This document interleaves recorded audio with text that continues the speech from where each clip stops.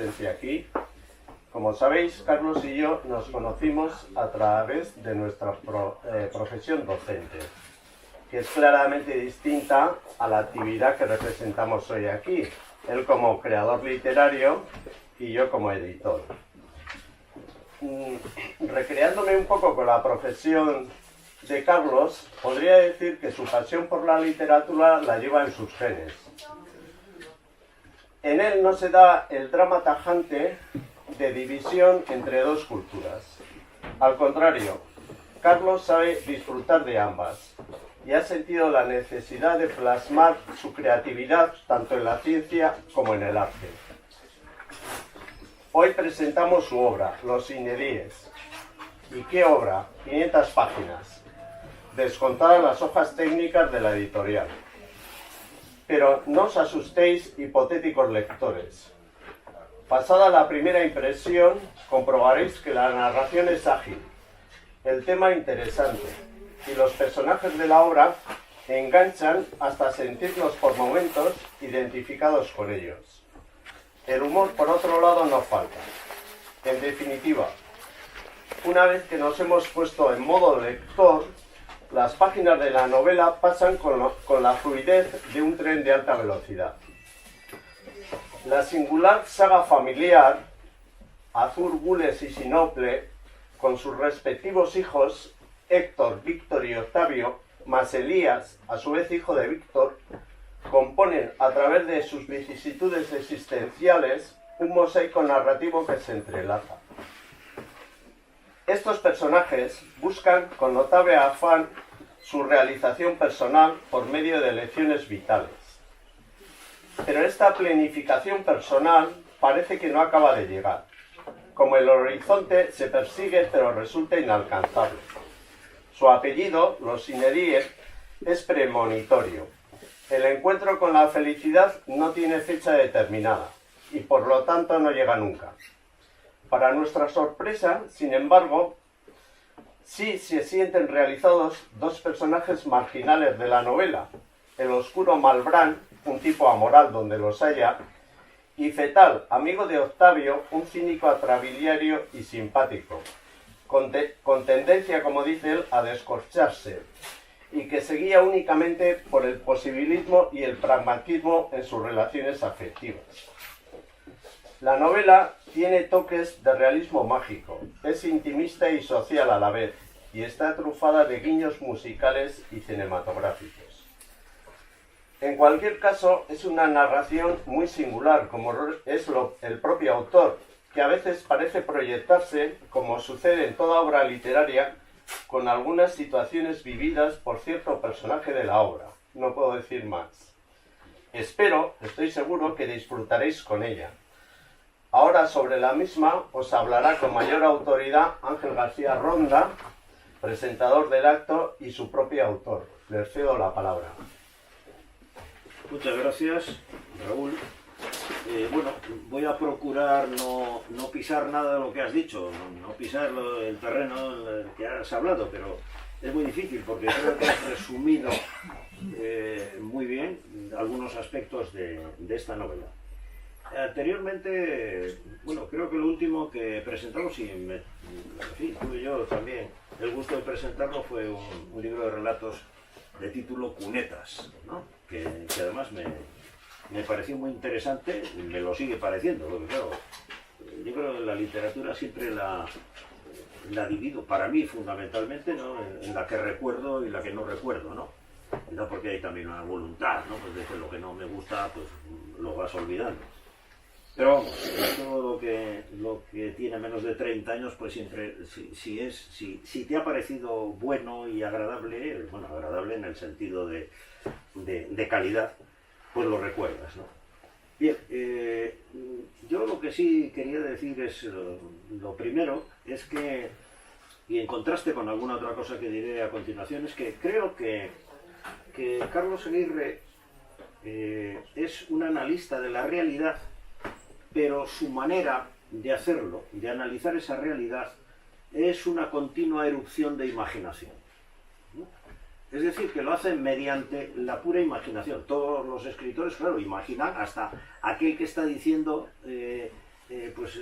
¿cómo decir?, frases, conceptos y describe hechos que son conocidos incluso generalmente. Cada vez que se escribe algo, el escritor modifica la realidad porque lo hace a través de su propia visión. Entonces, imaginación siempre hay, incluso en la mera escritura, ¿no? La mera escritura.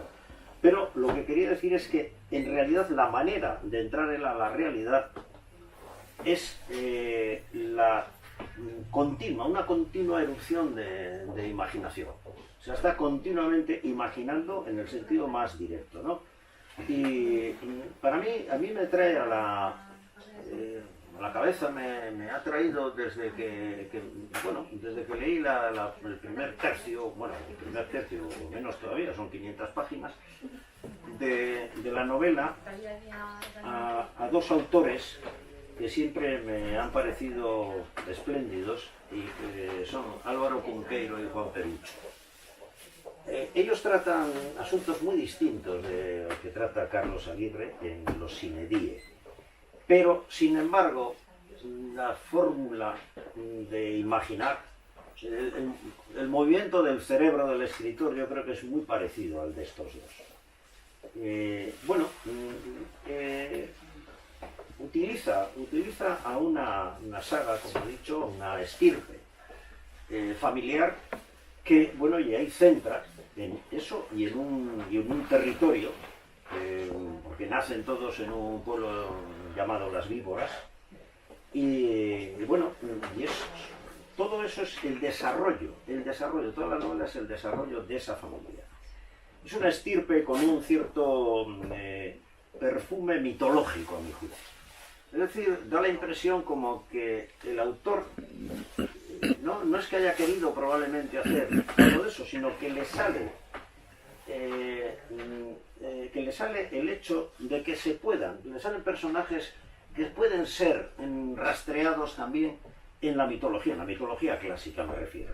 Clásica, quiero decir, griega. Hay un poco de eso. Por la variedad que existe entre una generación y la siguiente, de esa mitología también, es decir, no cabe duda que no son iguales los padres mitológicos que sus hijos, que la leyenda o la mitología les atribuye. Y luego también por el hecho de que existe la tragedia y la culpa que tienen los protagonistas. Naturalmente todos sabemos que los dioses de la mitología clásica, pues en realidad están, se puede decir, copiados de las pasiones humanas. No hay nada humano que les sea ajeno, ¿no? Bueno, pues los personajes, por otro lado, entrando dentro de otros aspectos, hoy sin ningún orden especial, sino la verdad es que empecé a querer resumir o decir lo que era y me salían tantas cosas de escritura que dije, bueno, voy a hacerlo sin un orden, pero sí dejando algunas ideas sobre lo que me ha sugerido la novela. Los personajes son, ¿cómo decir?, muy seguros de sí mismos, pero que esa seguridad se altera en el trato y se enfrentan esos totalmente seguros con otras épocas en que se convierten en pensativos, dubitativos, complejos, etc. Eso hace muy rico el transcurso del desarrollo de cada uno de los personajes. Las relaciones afectivas son muy intensas y a veces sin ningún escrúpulo ni prejuicio, ¿no? Como el incesto fraternal, ¿no? que sucede y que está ahí, y además con una naturalidad pues un tanto sorprendente quizá para quien no ha frecuentado también la mitología, ¿no? Y luego hay una sólida sensación de herencia directa o colateral entre todos los personajes, entre todos los personajes pertenecientes a esa familia o los que se van juntando a esa familia.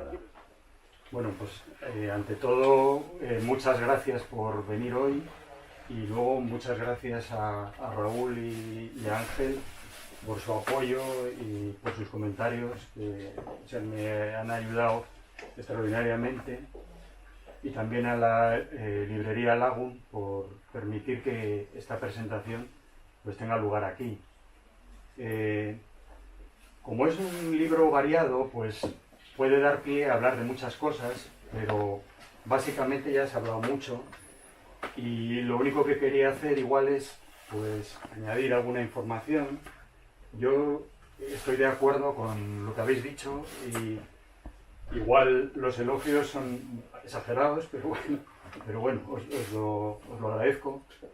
Y yo básicamente lo que quería hacer era una novela de aprendizaje, pues que se viera cómo los personajes iban aprendiendo mientras vivían, claro. Y la vida, pues, será la mejor maestra, pero es muy injusta a veces y todo lo que aprendemos no nos hace mejores personas. Y yo al principio solamente quería hacer una novela corta, fantástica, que era la de las víboras. Y yo pensé en las víboras acordándome de un autor francés que me gusta, que se llama Marcel Aimé, que tiene unas ideas muy brillantes en sus relatos, y tiene una novela que se llama La víbora, que la tradujo Cortázar. Y entonces, como es un ambiente rural y hay serpientes y tal, pues más o menos lo relacioné, ¿no? Pero luego vi que tenía posibilidades de enganchar otras historias, aunque no fueran fantásticas, y las metí, ¿no? Y de esas partes de la novela hay una que viene de un texto que yo tenía no sé dónde, pues hace casi 30 años, cuando estaba de moda, o se puso de moda el grupo Nirvana, ¿no? Y entonces yo pensé que esa parte me iba a costar menos escribirla porque tenía una base, y fue la que más me costó, porque me parecía que estaba muy mal escrito aquel texto que se había guardado no sé dónde, y en vez de romperlo definitivamente y empezar olvidándome de eso, quería sacar algo de aprovechable y eso, y fue pues, la que más me costó, ¿no? Pero bueno, al final pues, avancé como pude. Hubo unos capítulos que son de esos de rock and roll y excesos y tal, que yo pensé que no aportaban mucho al texto y estuve a punto de eliminarlos también, pero una amiga que lo leyó, me ayudó para corregir el borrador, me dijo, no, los borres que son muy divertidos. Y al final pues los dejé, ¿no? Que son aventuras del tal fetal y Vite y todo eso. Y al final, pues la última parte de la novela, pues intenté que enganchara todo un poco y así quedara como el rompecabezas ya bien hilado, ¿no? Casi todas las cosas que cuenta ahí son inventadas, pero sí que es verdad que, como siempre suele pasar, hay personajes o anécdotas que sí que vienen de la realidad, ¿no? Y os voy a poner pues, un par de ejemplos. Yo estuve viviendo unos años en Alicante, en una casa. Yo empecé a trabajar en la docencia en la Comunidad Valenciana. Y estaba en una casa que era céntrica, pero el balcón daba a otro balcón que estaba enfrente y había 10 metros, ¿no?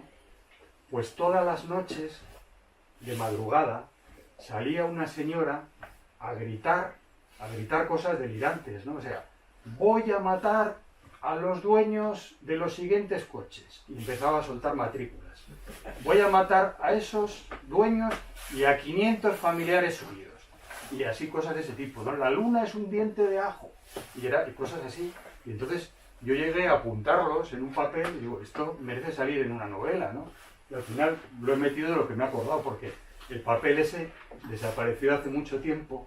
En realidad, aunque era cómico, era también patético, porque la señora era ya una persona mayor, yo creo que había por ahí botellas de vino, yo qué sé, y entonces salía, soltaba toda aquella parrafada, nadie se quejaba, nadie contestaba.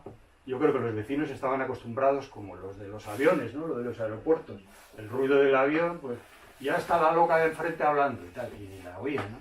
Y luego se retiraba. Pues eso, por ejemplo, no es fruto de mi imaginación, sino que esa persona verdaderamente existía. Lo metí ahí y bueno, y para terminar, os voy a contar, así en plan Pues una anécdota que me sucedió a mí el primer año que yo daba clase.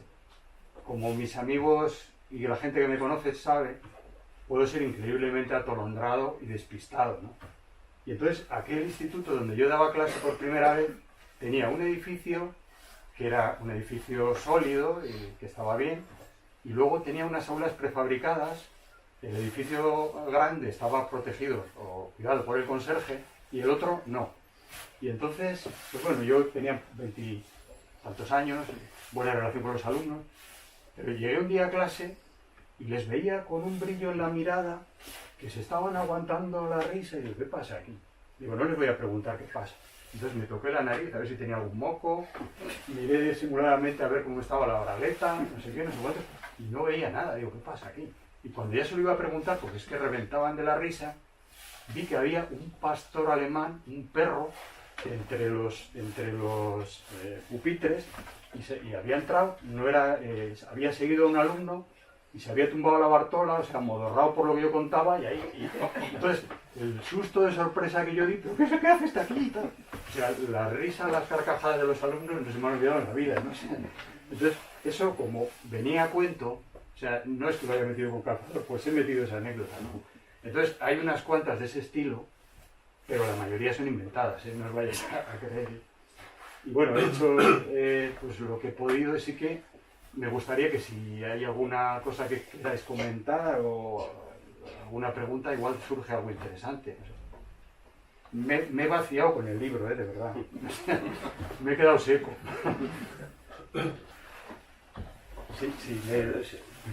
Sí, a ver si preguntan. Sí. Lo que sea, porque cualquier cosa puede caber aquí para preguntar. El libro es que es un calidoscopio. ¿Escribes todos los días? ¿Por la noche? ¿Por el día? ¿Cuándo escribes? Pues un auténtico caos.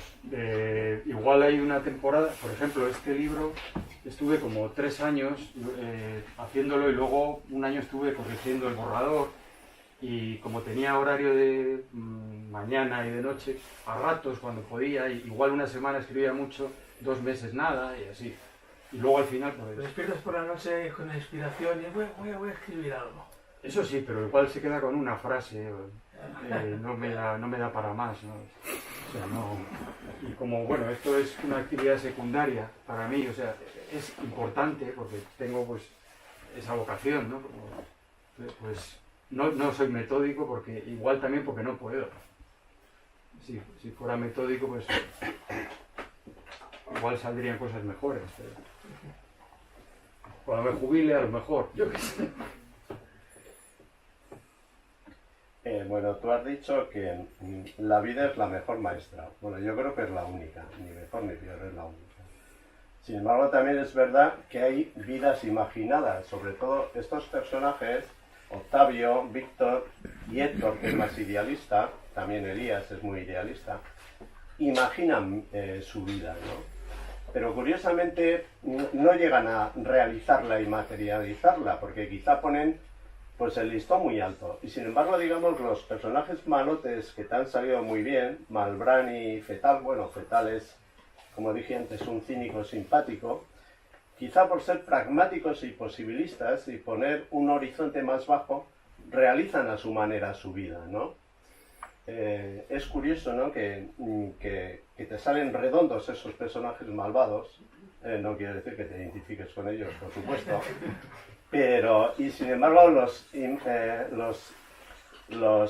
familiares de la saga, tanto padres como hijos, parece que tienen un carácter más blando, ¿no? Y no les sale rectamente su existencia, por decirlo así, ¿no? No sé si tienes que comentar algo. No, estoy de acuerdo, por eso son sine die, como has dicho antes, o sea, sí, son de felicidades aplazadas, metas inalcanzables, y los otros pues van al grano, pues aquí te pillo, aquí te mato, en lo que sea, y a veces incluso realmente, ¿no?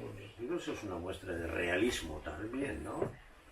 O sea, quiero decir que ya cualquier moralista sabe que es más fácil pues ser malo que ser bueno, por decir así, ¿no? Es decir, y bueno, hacer lo que le da la gana, ¿no? Siempre que tenga un carácter suficiente. Y entonces yo creo que hay mucho de eso, lo que decías tú es cierto. Pues luego los buenos, digamos que los que quieren ser lo que llamamos buenos, todo eso sería también muy... pues encuentran más dificultades en sí mismos, ¿no? Porque nos es más fácil lo otro, ¿no? Es más fácil dejarse llevar y... luego te pueden pegar un palo, te pueden castigar o lo que quieras, ¿no? Pero en principio, pues es más fácil, es más natural, es más cuesta abajo, como dirían también muchos moralistas, ¿no? Ya que... Entonces, a mí me parece que claro que es así. O sea, hay algunos personajes que aquí cumplen lo que quieren hacer. Curiosamente, bueno, pues eso también está en la imaginación del autor, ¿eh? Porque imagina otros personajes que, claro, como en la realidad, pues no llegan a hacer lo que hubieran querido hacer, ¿no? Y están machacados por esos cuantos que quizás son minoría, ¿eh? Porque no, aquí los malos no son mayoría. Bueno. No son mayoría. Lo que es mayoría es la sorpresa, es lo sorprendente, lo que no es habitual, ¿no? En la vida y que sin embargo aquí lo haces habitual, ¿no? De tal manera que, claro, la loca aquella que salía por las mañanas a gritar que iba a matar gente, seguramente pues no podía ni aplastar, en fin, una cucaracha, vamos, claro. sin que le diera a lo mejor un rebelús, ¿no? Pero era capaz de... A lo mejor hubiera querido, pero no es posible, ¿no? No callaba toda la noche. Bueno, era una manera. Es que, claro, si tú estás gritando todo el día no te da tiempo de matar, ¿no? Es una cosa, es una actividad, desde luego, tremendamente desgastante y agotadora, ¿no? Pues sí. Pero bueno, como lo a describir, ¿eh? Que bien sabes, ¿no? Hombre, en realidad si tienes ya una mínima ética, pues eso te pone frenos, ¿no? A hacer barbaridades. Ahora, lo que decías acerca de tu vocación y que cuando sea y que luego pues no te encuentras, pues es completamente normal, ¿no? O sea, uno acaba haciendo muchas cosas que no había proyectado en absoluto, ¿no? Incluso yendo en contra de algo que quisiera hacer. Es mejor dejarse llevar también, ¿no? O sea, al final, bueno, a ti te ha salido bien, el dejarte llevar y supongo que, claro, más las correcciones correspondientes, ¿no? Sí, estuve un año corregiendo. Es que, claro, es como conocer un pueblo entero, ¿no? Entonces, sí, es que, claro, ¿cuántos personajes hay? Pues muchos. Sí. O sea, hay 15 principales y luego, pues otros 50 por ahí, ocasionales y tal.